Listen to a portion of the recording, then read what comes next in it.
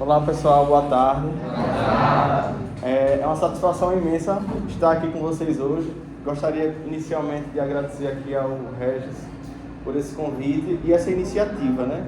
Que foi algo muito bom, acredito eu. Na minha opinião, todas as escolas deveriam ter essa disciplina, desde as séries iniciais até as séries finais, que eu acho que é de fundamental importância para todos, né? Então aqui nosso tema, educação financeira, eu trouxe uma abordagem um pouco relacionada com uma ferramenta que a gente usa na engenharia de produção, que se chama 5W28, que é uma ferramenta que tem esse nome assim em inglês, mas que em português a gente vai ver também como é que se chama, tá? Que é o 5W2H. Alguém já ouviu falar sobre essa ferramenta? Tem um pincel aí, Regis? Que eu posso escrever depois de pegar. Então vamos lá, 5W28, 5W2H.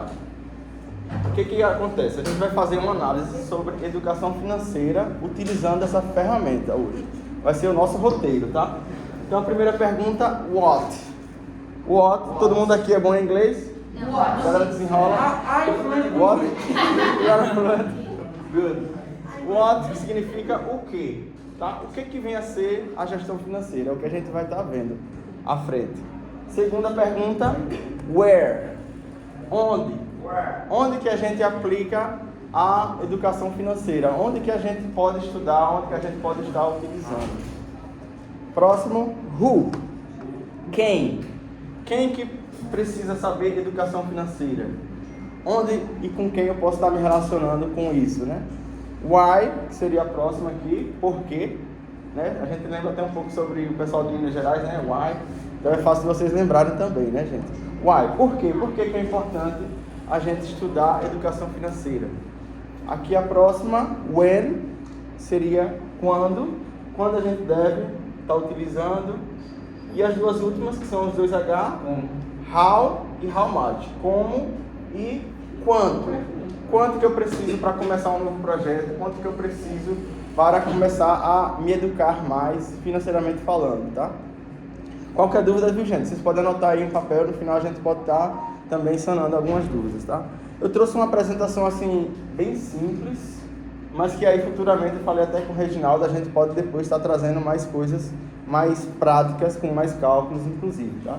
Hoje é mais uma visão holística, uma visão assim, bem superficial, se assim eu posso dizer, tá? Então vamos lá, educação financeira. O que vem a ser educação financeira? É dialogar entre investir ou ser consumista? Será que seria somente isso? É gerir o dinheiro e saber multiplicá-lo? O que vocês acham? Sim? É? O que mais? É saber gerir o dinheiro, a educação financeira. É você saber lidar com o dinheiro tão somente? E essa outra pergunta aqui. E a saúde e o bem-estar entram nessa conta? Na opinião de vocês? Sim ou não? Sim, com certeza, né? Então, quando a gente fala sobre educação financeira, a gente não tão somente trata da relação do dinheiro com nós mesmos, mas o que esse dinheiro pode proporcionar para a gente. E isso também vai incluir saúde e o bem-estar, que é algo fundamental para a pessoa humana.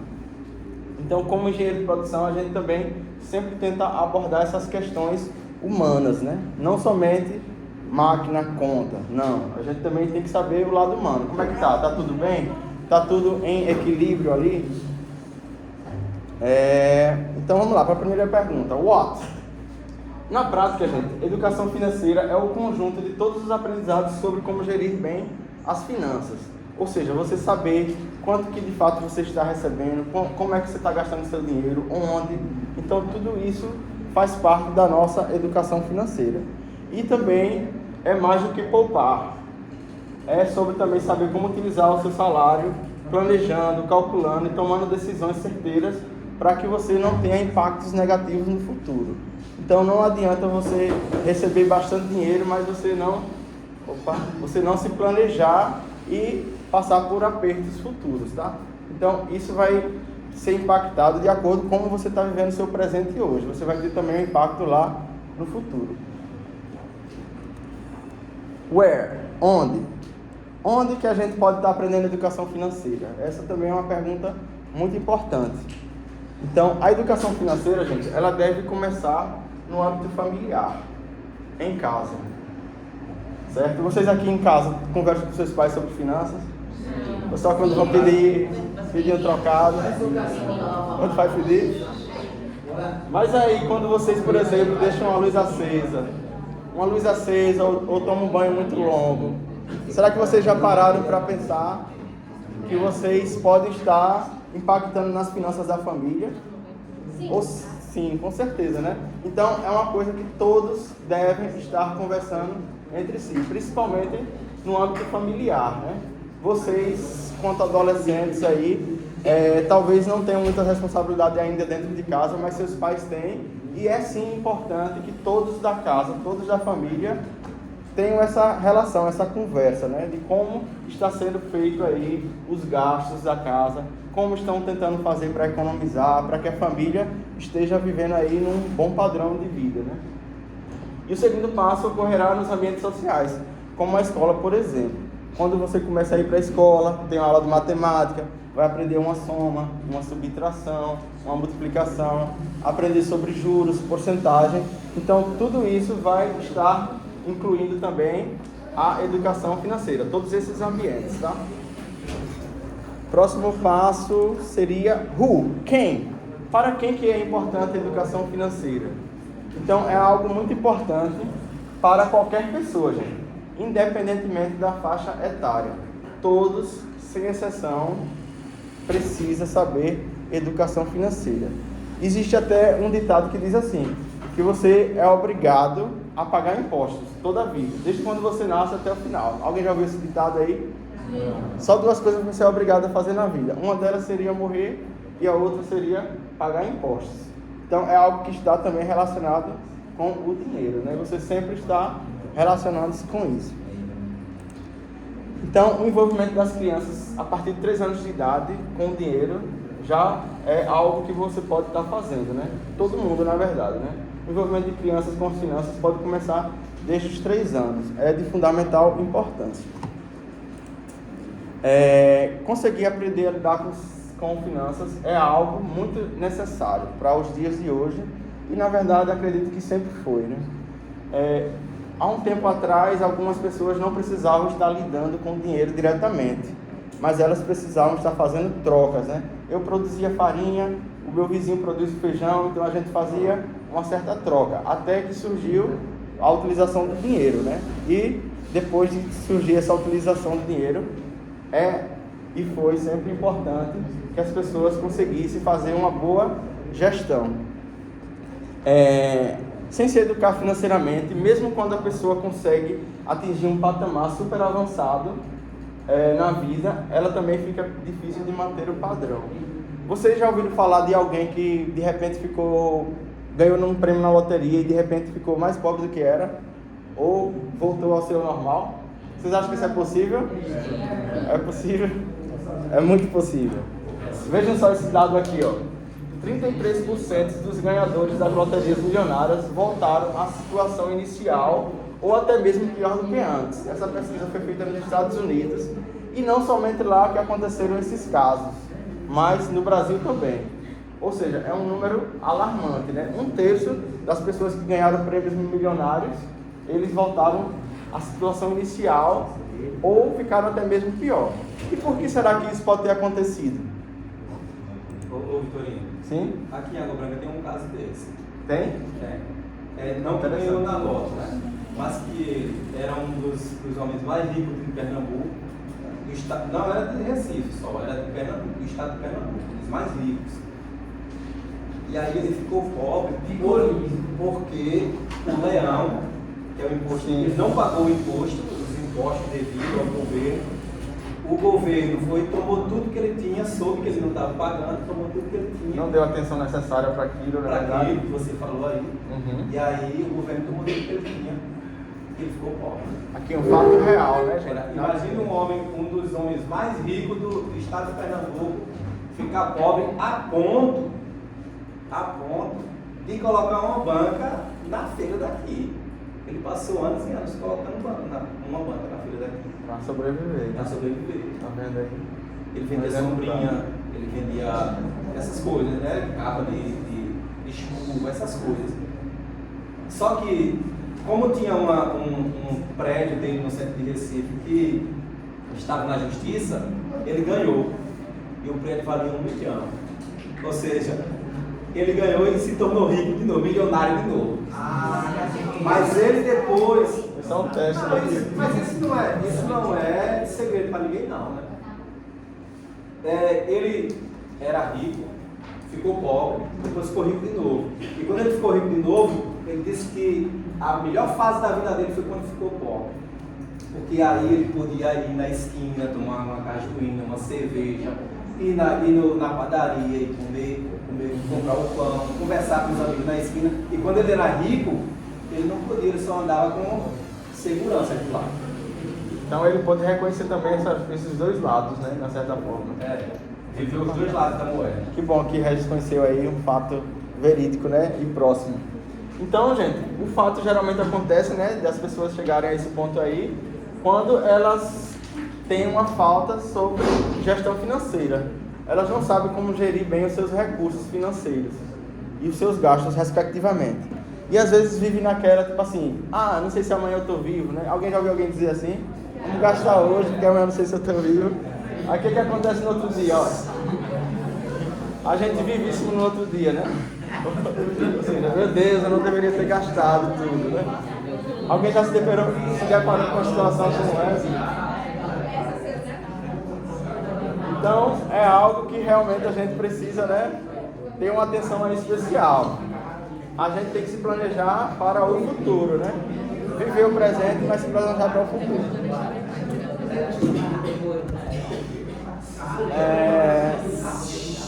Dando continuidade agora, pessoal. Próxima perguntinha. Why? Por quê? Por que seria importante a gente estar estudando a educação financeira, gestão financeira?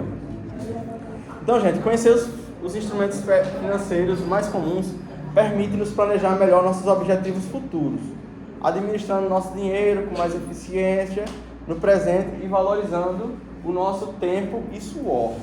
Vejam só essa frase aqui, ó. Valorizar o nosso tempo e o nosso suor. Imagine que vocês conseguem um emprego, tá?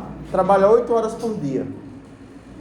8 horas por dia. Vocês dedicam 8 horas de sua vida para estar trabalhando em determinado espaço.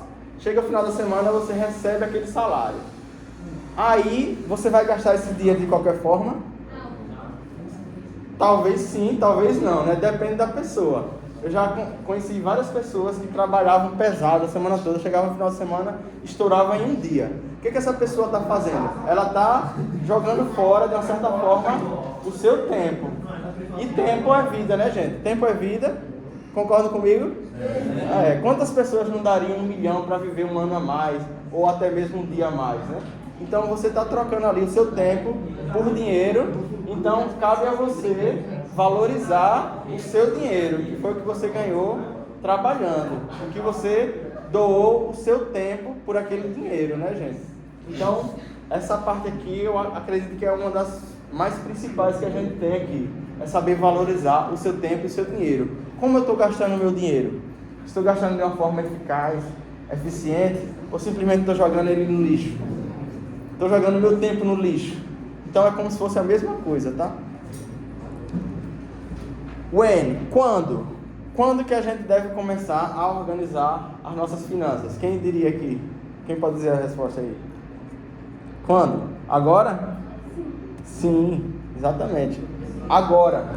Ou seja, sempre o mais cedo possível é melhor. Quanto mais cedo você começar a se organizar financeiramente, falando, melhor. E aqui agora temos mais essa pergunta que seria how? Como? Então já estamos chegando aí na parte do H, né? Como que a gente pode estar fazendo uma boa gestão financeira? Primeiro passo, onde e como estou atualmente? Primeiro você precisa se conhecer.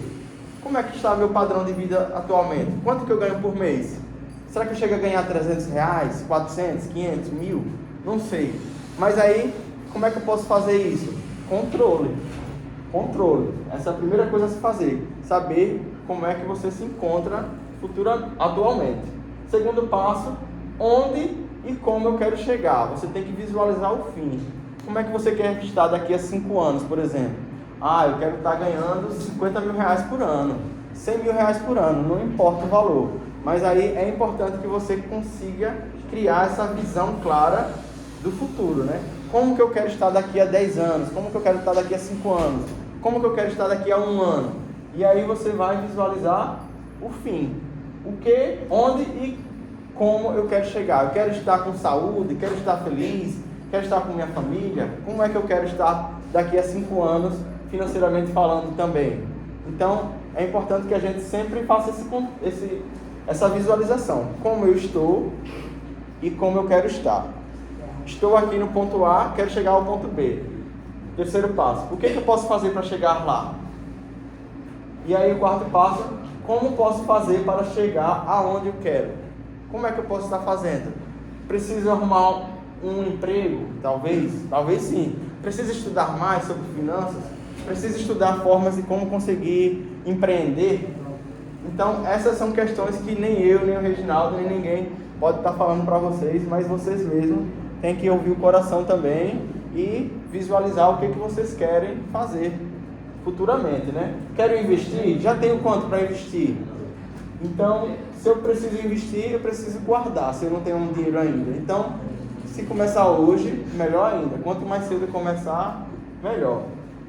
E aí, ao final, a gente tem que fazer isso aqui, ó. Valeu a pena? Se você leva uma vida honesta, respeitando os princípios éticos, respeitando os colegas, respeitando os companheiros, os amigos, então valerá a pena, com certeza. Se você fizer tudo isso, você tem uma meta financeira, mas aí você respeita e vivendo uma vida honesta, você verá que valerá a pena. How much? Quanto? Quanto que eu preciso? Essa pergunta aqui, gente, ela não tem uma resposta bem definida. Por quê? Porque isso vai depender da sua realidade financeira. De repente eu posso estar falando aqui com alguém que tem muito dinheiro na conta. Dinheiro não fala, né? Todo mundo aí. De repente eu posso estar falando com alguém que já gastou o dinheiro todo, tá liso. E tudo bem, tá, gente? Não tem problema. Mas aí, ó, o que é interessante a gente analisar? E aí a gente precisa começar, mesmo que seja pequenininho. Não precisa começar com uma grande quantidade. Eu não preciso fazer um planejamento financeiro já estando com bastante dinheiro. Você pode começar de baixo. E aí eu trouxe para vocês aqui algumas estratégias que podem ser utilizadas. Essas estratégias são de como você pode dividir o seu salário, independentemente do valor. Se você recebe 100, 200, 300, 400 reais, 500, 1.000, não importa. Quanto que eu devo guardar do meu salário? Então, tenho aqui esses 3 gráficos que vão representar aqui, ó. A primeira seria a regra de 50, 30, 20. Ou seja, 50% do meu salário, do meu dinheiro, eu vou destinar a despesas fixas. 30%, ou seja, de cada 100 reais, 30 reais vai ser para as despesas variáveis. É uma emergência que aconteceu, o meu veículo que teve algum problema, um caso de saúde, um remédio, ou seja, as despesas variáveis serão uns gastos que você nem sempre está tendo naquele mês, né? As fixas são os gastos que você sempre tem, pode ser aluguel, pode ser alimentação, algo do tipo, e as variáveis são algumas que você pode estar alternando. E aqui, nesse primeiro gráfico, pelo menos 20% para você guardar para que você futuramente consiga fazer uma base sólida de investimentos mesmo, tá? Nesse segundo exemplo aqui temos um percentual de 50, 35, 15 e por último temos aqui a regra dos 10%. Gente, isso é muito importante. Se você não conseguir poupar 20, se você não conseguir poupar 15, pelo menos 10%. Tem gente que consegue até mais, consegue poupar 50%, não tem despesa de fato, mas aí que você consiga fazer o seu próprio dízimo. Dízimo vem de 10, tá? É uma palavra que o pessoal da igreja usa bastante, mas que a gente também pode estar usando. Pagar o meu próprio dízimo. Antes de eu pagar qualquer coisa, qualquer conta para qualquer pessoa, eu vou separar 10% do que eu recebo e guardar para mim, para que eu invista futuramente em coisas que não sejam roubáveis, em coisas que não percam valor com o tempo, coisas que sejam realmente de investimento, tá? Então, regra básica, pelo menos 10% você mantém, tá? Futuramente pode ser que surjam oportunidades e se você estiver preparado, você largará na frente, tá, gente? E aí, temos aqui, ó, pessoas que ganham salário mais apertado, às vezes podem acabar gastando uma parte maior de sua renda. Porém, o dízimo precisa ser sagrado, tá? Se você ganha 100, 10 reais. 10 reais aqui não vou mexer para nada. No outro mês já é 20, no outro mês já é 30. Não importa.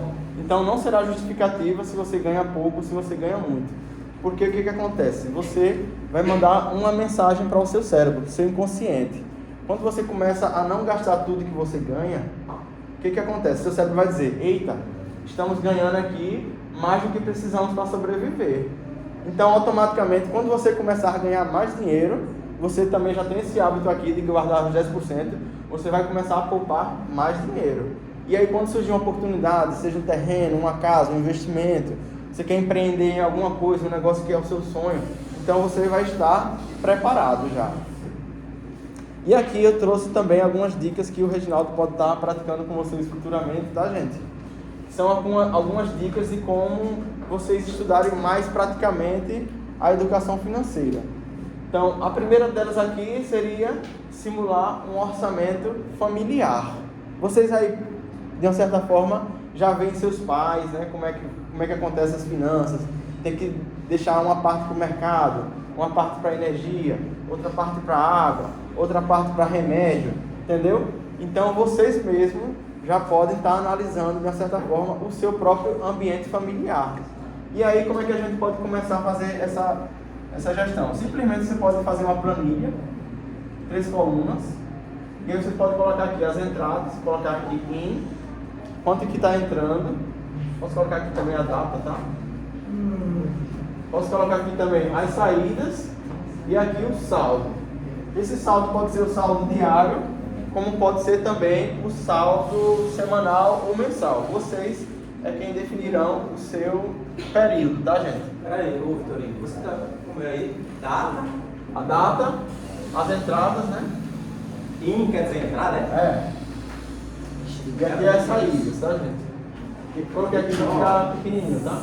E aqui seria o nosso saldo. Ele fala muito inglês porque ele passou um tempo, você viajou para onde? Para o Canadá.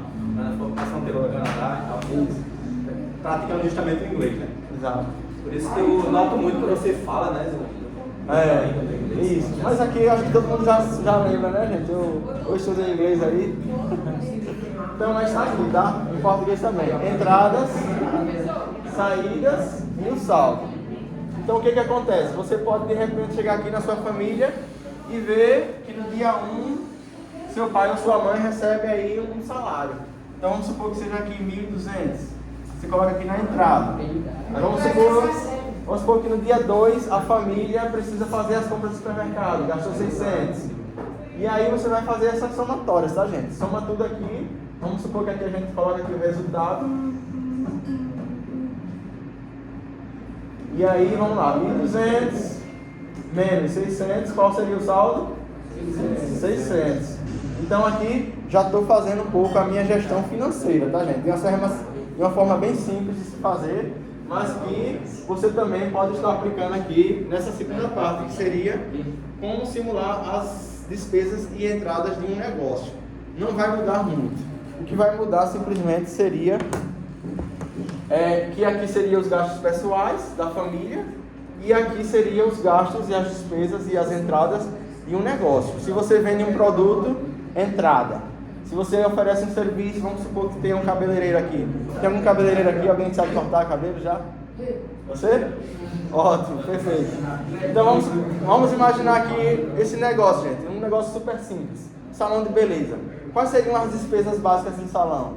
Pode ser energia, água, espaço físico se você não tiver espaço próprio, o investimento inicial que seria com materiais, uma tesoura legal, uma máquina, e aí futuramente teríamos as entradas. O que seriam as entradas? Seriam as pessoas que estariam pagando para você por cada serviço que você está fazendo ali, cada cabelo que você corta, cada cabelo que você alisa, que faz o tratamento, tá? Então, temos aqui esses dois exemplos que são super simples, dá para vocês estarem tentando trabalhando isso aqui em sala. E aqui o próximo seria discutir a relação entre dinheiro e felicidade. Alguém já ouviu falar aquela frase lá, que dinheiro não traz felicidade? Traz sim. Exatamente. É bom sempre estar discutindo essa questão. Porque viver sem dinheiro, alguém pode ser feliz sem viver sem dinheiro, liso, é algo que a gente precisa estar sempre analisando.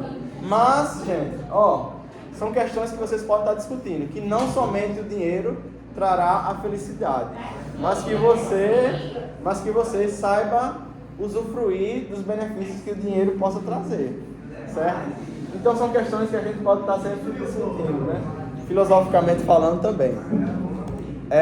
Um estudo de caso... A educação financeira não é uma disciplina só relacionada à matemática, na verdade, né? Ela se relaciona também com o meio social, né? Exatamente. Com a ciência social. O meio social, porque nós, seres humanos, temos necessidades básicas, né, gente? Nós temos necessidade de se divertir, temos necessidade de sair, de conversar com os amigos, viajar, de ler um livro, de assistir um filme, de passear, né? Então, tudo isso faz parte da necessidade básica humana.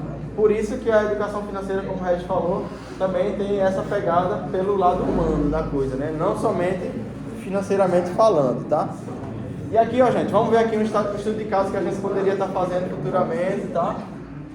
Aqui, imagine que a pessoa A1, vou chamar aqui A1, a mulher, ela é independente e trabalha em uma das maiores empresas do país. Ganha muito bem e seu casamento é invejável, que top, ganhando muito bem, casado, uma vida lá muito boa. Só que ela, quando está indo para o trabalho, passa em frente a uma loja de A2 e se encanta pelo que vê, começa a comprar desordenadamente. Sempre que passa, tem um impulso por compra.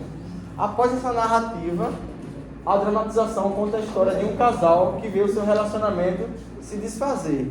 Ou seja, ela vivia uma vida feliz, casada, né? Mas por conta de seus impulsos, que ela não pôde controlar, ela conseguiu desfazer aí o seu casamento com endividamentos e pegando dinheiro com agiota, e aí vários outros problemas foram surgindo, tá, gente?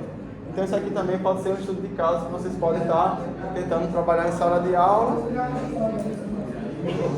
E aí, pra gente finalizar, né, tem aqui um pequeno resumo.